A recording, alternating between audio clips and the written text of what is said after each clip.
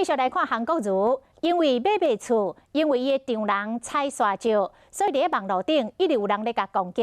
韩国瑜真无奈，讲选举哪会选甲安尼？甲几10年前的代志，拢悄悄出来咧拉。所以韩国瑜就自我警惕咯，讲日本有4条3兄弟，台湾是有网络被害3兄弟，这里是赖清德，这里是郭文哲，这个都是伊本人。 随后对车队里走，为也是滴水不漏，要保护国民党总统候选人韩国瑜。不过韩国瑜伫网络顶面遭受的攻击，这随后无法度斗3天。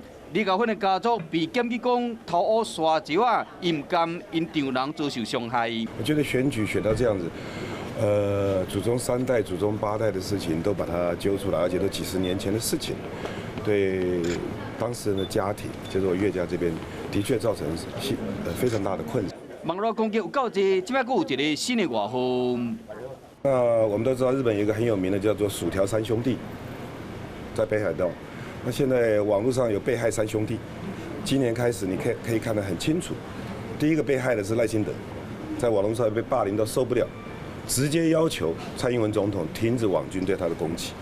第2位就是台北市长柯文哲柯 P， 第3位就是韩国瑜。我们是网络被霸3兄弟。 那我觉得借着网军这样操控、扮演上帝的角色，是非常可怕的。